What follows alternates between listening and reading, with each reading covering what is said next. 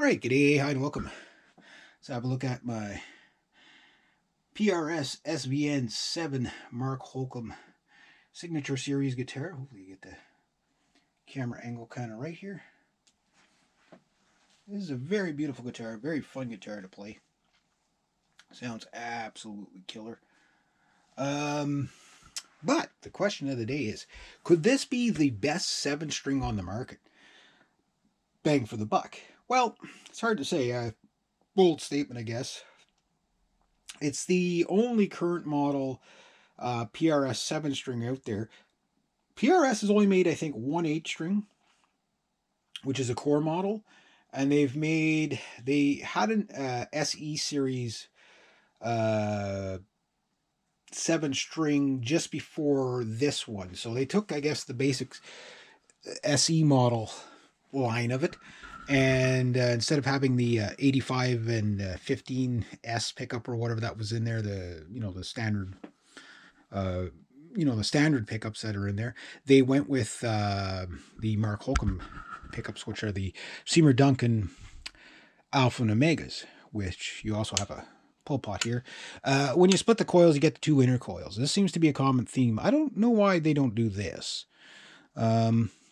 A lot of manufacturers seem to do these 2 inner coils. I would like to have, like, when you're over in the, just to have that coil, get that real kind of Stratocaster sound. I don't know, maybe there's a reason for it. Maybe this is the better option. I don't know. But that's how they have it wired up.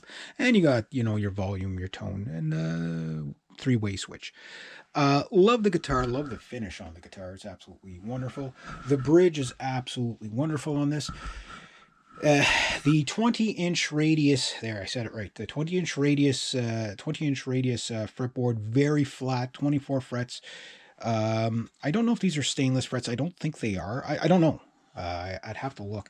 But the big selling point of the Mark Holcomb guitars is these necks. This neck is just such a nice profile.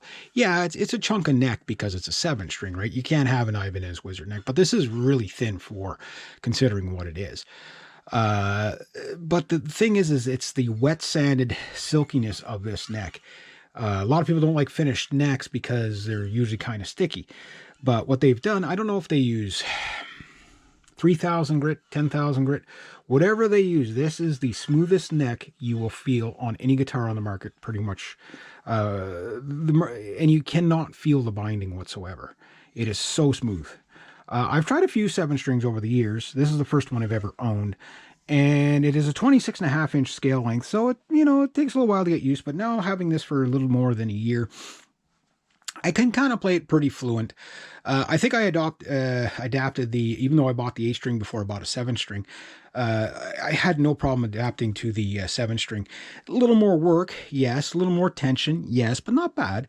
I've got 10 to 62s on there. They're the original strings are over a year old. I know, shame on me. I finally got a brand new pack, but it's 10 to 59s, and I don't know how I'm going to like that, because the 10 to 62 is perfect.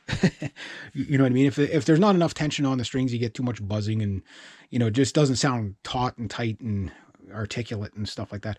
Big book words there, but you get the idea. But no, I think bang for the buck. It's a pro guitar. You got a mahogany body, maple neck, ebony fingerboard, which is always awesome, and a maple cap.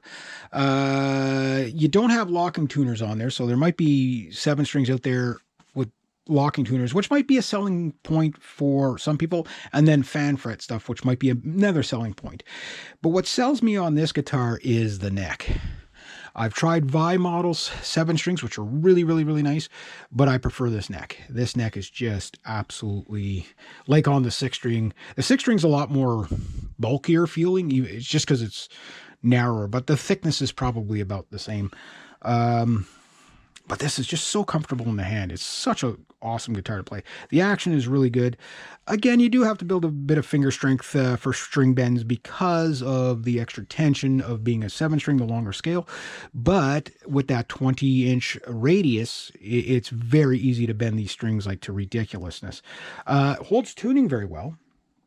But the big one with this thing is the crazy sounds you get out of it. Oh yeah, absolutely 0 fret sprout.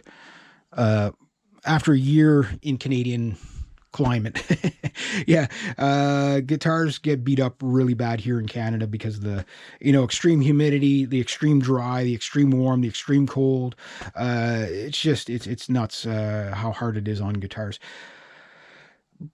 But the sound of this thing is just absolutely stellar. It records very, very well, very, very clear. Now the new version has more tame pickups, the Scourge and Scarlet pickup, which I'd like to have the all four Mark Holcomb guitars that are. This one I don't think is not available on the PRS website anymore, but I'm sure there's a few of these kicking around in stock. But get them now because they're probably not going to be in stock for much longer anywhere. But you can get the new one, which has the Scourge and Scarlet pickup, which are probably around the output levels of a JB. This is probably about double that of a JB. These are really hot pickups. They're like 16,000 K. And that's not the hottest pickups Seymour Duncan makes. I think any hotter than that, you're going to do damage to your amp if you're playing direct through your amp. And like I said in the Mark Holcomb 6-string, is these guitars are meant to be played compressed. Lots of distortion, lots of compression. They sound twice as good. You can use all kinds of effects with them, really clear. That's what they're meant for. They're a metal guitar. So in that sense, I don't know, when I look at the specs of a lot of other guitars that were in the price range of this thing, which at the time when I bought it, let me think now. I think it was $100 more than the 6-string. Now these things are like almost $1,600 before tax Canadian.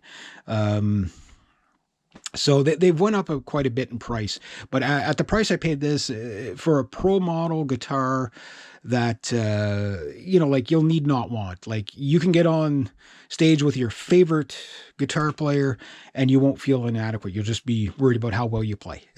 You know what I mean? Other than that, really awesome guitar.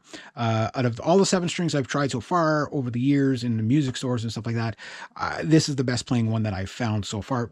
Some might argue the difference, but that they like this one more, or they like that one more, but it is definitely worth looking at. So bold statement saying, is it the best one in the world? I mean, maybe yes, maybe no, but definitely have a look at them. Obviously from a PRS point of view, this is about as metal as a PRS can get. I forget the signature model PRSs that came out this year or last year. Well, I think the artists have been going for a while.